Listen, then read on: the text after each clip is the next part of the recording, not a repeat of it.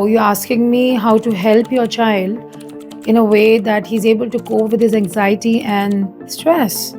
Oh, well, this is so unfortunate that a child can become anxious and be stressful for something. And I presume your kid is at least more than, 12 years of age. I really can't comprehend a 5, 6 year old being anxious and be depressed or being uncertain about things, right?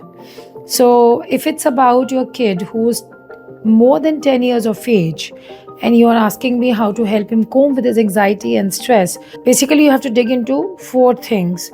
The first thing is your home environment. Definitely, there is a mismatch of expectation. Maybe you are not expecting too much from your kid, but he is picking this from the environment as cues when you're talking about others or citing examples of other people who've done so well at their age and they're still not there. There's an unsaid expectations which is said, and the kid very subconsciously picks it and feels anxious about it. Does it mean you don't have to support them or encourage them by citing examples of other people? No, it doesn't. See, the way you are telling your kid about them and talking to them, the tonation should be encouraging. The tonation, your intention should not be of, look, they are doing so well and where you are. The tone of comparison should not be there. The tone of inspiration should be there. This is one thing. See if subconsciously you are comparing them and not inspiring them is when they feel, anxious. The second thing you're talking about is stress. So when would stress build?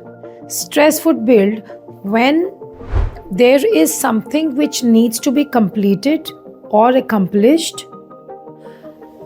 And on the other hand, either we are short on time, we are not able to do it, or we are not capable of doing it, or we are not sure of the result, that when we do what the result is going to be, or when we are not able to face the result or situation or a person.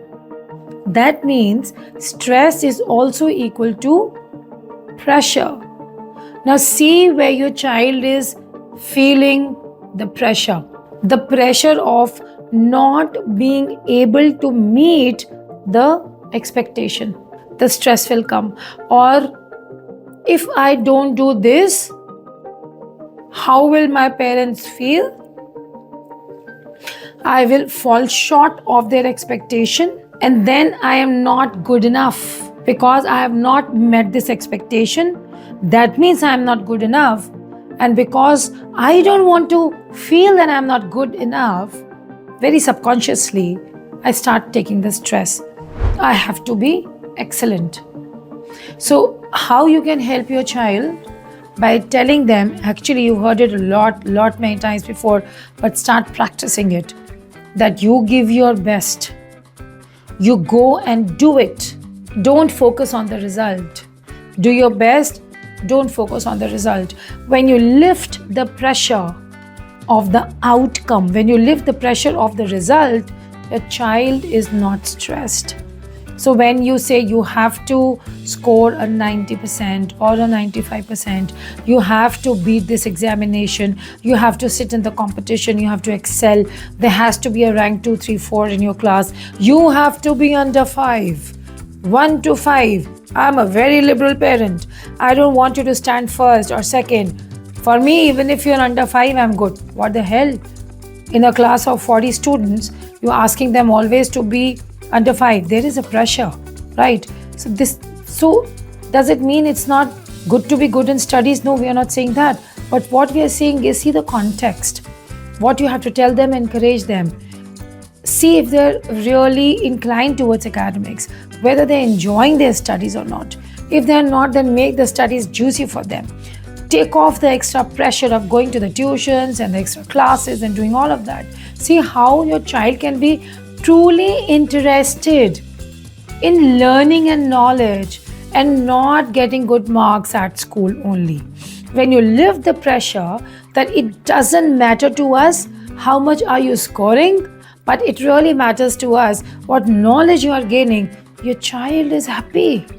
Your child is fine. The ranks don't matter, but you have to lift that pressure out of them, right? And you have to very convincingly tell them you don't have any competition, because competition has a tenation of someone is better than me and I have to be somebody better than somebody else.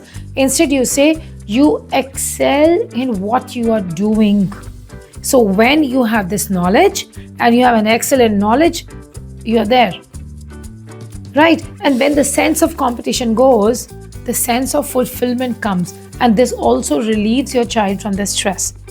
The third thing, the third pressure, the third point of anxiety and stress could be what's going to happen to me in the future? Where am I going? What's my career going to be? What's my life going to be? What am I going to do in the life? Why? Your kid is only 12, 13, 14, 15 years. Maybe they're 18 years of age. Please don't fret on the career. Give them the option. They have the entire life to explore. Let your kid be an explorer. Let your child explore all facets of life till they turn 25, 26. And then they have the entire life to them to establish themselves at whatever they want to do. Let them earn only to live. Teach them you have to earn to live. Don't make them into the robots who are living to earn. Your child should not live so that he can earn. Make it very clear. You make a living, you earn because you have to live, and they have to focus on their passions. They have to focus on their hobbies. They need to focus on what they love, what they cherish. They have to focus on authenticity, on truth, on honesty. They have to focus on the real things of life, the things which truly inspire them. You have to live that kind of a life with your kid. You inspire them. There is no stress then. There is no anxiety of the future. The anxiety is always in the future.